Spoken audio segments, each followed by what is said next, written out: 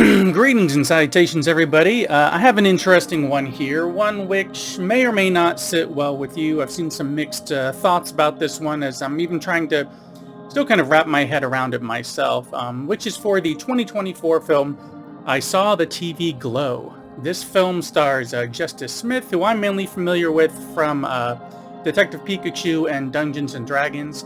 I think he was in one of the Jurassic World movies as well. But anyways, the synopsis for this film is as follows. Two teenagers bond over their love of a supernatural TV show, but it is mysteriously canceled. That's actually not a really good synopsis. It doesn't really seem to cover much, but I guess it could be kind of difficult to get this across. But anyways, for my new format that I've been doing, I will go over the basics about what it is, why I enjoy it, and why you may want to check this one out before going into any detail which could be considered a spoiler, which will be at the ending of the video before wrapping things up. But don't worry, I will put up this banner when it's time for me to put up those little spoiler bits of information, and we'll let you know ahead of time. Anyways, I didn't really know what to expect going into this one. I do this frequently where I don't even really look up a synopsis. I sometimes just go by a cover of a poster or something. But yeah, I had very little knowledge except hearing it mentioned from time to time. I'd seen a post here and there about it and saw it was by A24, and they've never really let me down. So first off, to go into a little bit more detail, we just to kind of know what to expect with this one. We start off with, we do get some time jumps in here, and that our lead, Owen, it kind of starts with him being pretty young, still in the 7th grade, meeting this girl at school who is reading a companion book to a TV show called The Pink Opaque. Owen has seen commercials for this and always wanted to check it out, but his father wouldn't let him stay up late to watch it. And he's also extremely shy, so it's hard to even try to make conversation with this kid, Maddie, who is a couple years older than him, but lets him kind of read through some of the book, and even arranges a way for him to sneak out, say he's sleeping over at another friend's place, while actually sneaking over to her place to watch some of the show with her and one of her friends.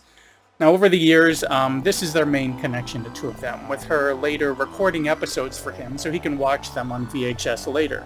Now, despite knowing Maddie via this shared interest of the show, he's still very shy and closed off around her. He's definitely very socially awkward and very unsure of himself as well.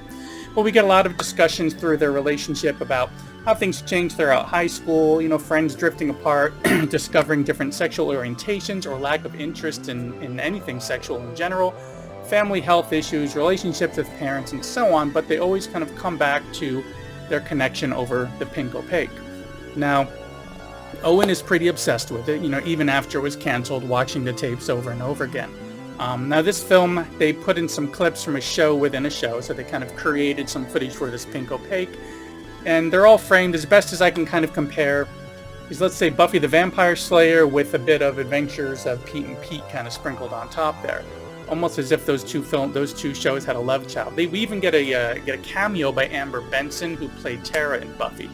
But aspects of this story within this TV show are definitely aimed at teens while kind of working in a little bit more serious aspects, very similar to both Buffy and Pete.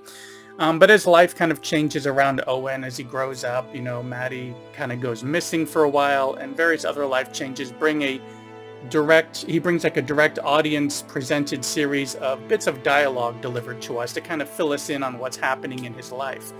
But while this first hour definitely feels like a standard but very entertaining and beautifully shot coming-of-age film, the underlying aspects of what's happening with Owen start to expand, and it gets very strange. Such as, where does this show end and the reality begin in Owen's mind? What happened to Maddie, and so forth. Now, first off, I really enjoyed the overall look and feel of this entire film, as well as these performances. I loved seeing this connection build for Owen, and I definitely recommend this film basically based off that mainly. It's beautifully shot, seeing that connection build, seeing him grow up, everything's great, but it does get very strange after that. A bit surreal, with a lot of symbolism and underlying themes of not just gender identity, but self-identity in general, which comes along with the usual identity ideas coming through one's head as they're kind of growing up and figuring themselves out. And then the ending, again, this is a non-spoiler part, but it is a bit strange. It's a bit of a downer, at least that's how I kind of interpreted it, and a lot of other people did. But there is some of it kind of open to interpretation. Interpretation definitely worth looking into, not just to see what others thought about it, but how they interpreted it. But, just to see what the filmmaker really intended anyways. So that may catch you off guard, that ending. That's the only negative thing I've heard from anybody, was that they didn't care for that or they didn't understand it. But other than that, you may enjoy it because the story they set up, the connection, the overall style. It's currently on HBO Max, and it's definitely more than worth checking out. And speaking of checking out, that was the non-spoiler stuff. Now that that's out of the way, I will put this banner back up. So if you don't want any potential spoilers, feel free to skip to the point where this banner is gone, or check out the movie and come back here and pick up where you're left off. Okay, so now that all the non-spoiler stuff is out of the way, as far as spoiler stuff, just a little bit, mainly about the ending. The ending originally caught me very off guard, and I wasn't sure if I actually even liked that part of it. I had to kind of think back on it, read a few bits about interpretation. So if you've seen this, I would love to hear what your interpretation was, if you want to go ahead and sound off in the comments. Because this ending scene with Owen freaking out, looking in the mirror, seemed like he still had this obsession locked inside of him as he's cutting open his chest. Like, that's literally tearing him apart. Like he's hiding something for so long, for so much of his life, that he's kind of the rest of his life is just wasting away around him. Looking into some of the interpretations, particularly directly related from the writer-director, it seems to lean more on being trans and hiding it, or being in denial of it.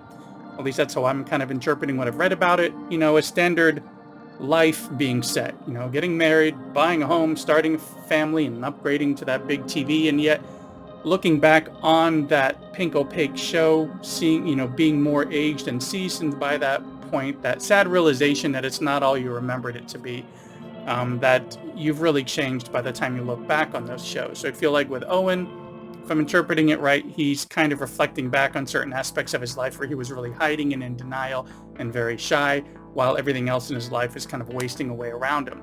But it's definitely an interesting one to try to put yourself in his shoes. What if you had to hide an aspect of yourself so much that you wither away like Owen does? Because he starts looking by the end so old and so weak, and yet as he's freaking out and then opening up this part inside of him, you see that he still has this in him, and he just tucks it all back away, makes some apologies, and is shuffling back through life. It's kind of hard to explain. I don't know. I'm going to read into it more. So anyways, let me take down this banner. So now that the spoiler stuff is out of the way, about that weird ending, like I said, sound off in the comments. What are your thoughts and interpretations about this film? Did you read any articles about it or other interpretations and so forth? And with that, that's about all I have for this one. At the time of this video, as I said, I Saw the TV Glow is available on Max as well as paid rental. It's only about an hour and 40 minutes. It's classified as horror drama, but I would lean more towards drama sci-fi myself, but it's definitely worth a watch. Anyways, that about wraps everything up here. I hope you enjoyed this, and if you did, sound off in those comments, give me a like, and if not already subscribed, consider subscribing. I put up 1 to 3 videos a week, usually related to horror, sometimes 80s throwbacks, occasionally a newer film, such as this one. Just depends on what ideas I have to put up there. Anyways, be sure to check out my back catalog, and I will see you in the next one.